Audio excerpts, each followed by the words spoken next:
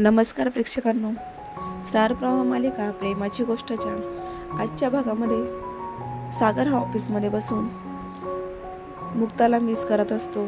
त्याला आठवतं ते क्षण जेव्हा सई, सागर आणि मुक्ता तिघंही एकत्र असतात आणि त्यांच्या फिलिंग जागे झालेल्या असतात।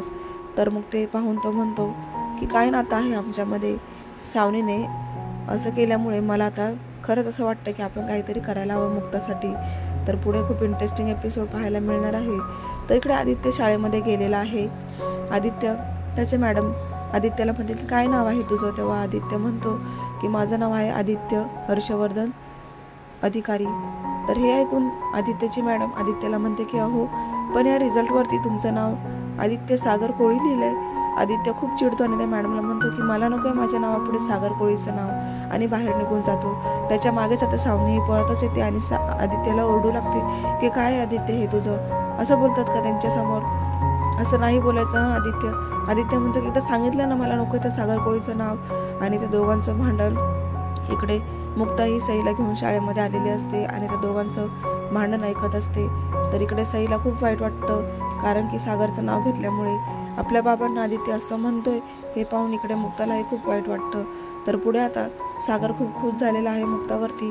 तर त्याला असं वाटतं की आपण माधवीताईंना विचारूया मुक्ताची आवड, म्हणून तो माधवीच्या घरी येऊन माधवीला विचारतो की मुक्ताला असं काय आवडतं, स्पेशल काय आहे मुक्तासाठी।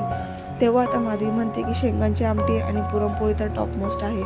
तर सागर घरी जातो आणि खरोखर मुक्तासाठी सरप्राईज म्हणून पुरणपोळी बनवायला घेतो। तर त्याने छान प्रकारे पुरणपोळीही बनवलेली असते। आणि मग मुक्ता जेव्हा क्लिनिकमधून घरी येते तेव्हा तो ताटामध्ये पुरणपोळी आणि तूप ठेवतो आणि हे भरलेलं ताट तो मुक्तासमोर ठेवून म्हणतो की सरप्राईज तुमच्यासाठी, मला माहीत आहे तुम्हाला पुरणपोळी खूप आवडते म्हणून हे तुमच्यासाठी बनवले। मुक्ता हे पाहून खूपच तिला सरप्राईज भेटतं आणि ती खूप खुश होते। सागरला म्हणते की सागर तुम्ही हे स्वतः बनवलं, आणि तिला खूपच आश्चर्य वाटत असतं की सागरला पुरणपोळीसुद्धा बनवता येते। हे पाहून तर खूपच दोघंही खुश होतात। तर आता दोघं एकमेकांना घास भरत पुरणपोळी खाणार आहे। असं जबरदस्त ट्विस्ट आलेला आहे प्रेक्षकांनो प्रेमाची गोष्ट मालिकेत। तर आता पाहायला विसरू नका प्रेमाची गोष्ट, आणि अशाच मालिकांचे अपडेट्स पाहण्यासाठी चॅनलला सबस्क्राईब करा।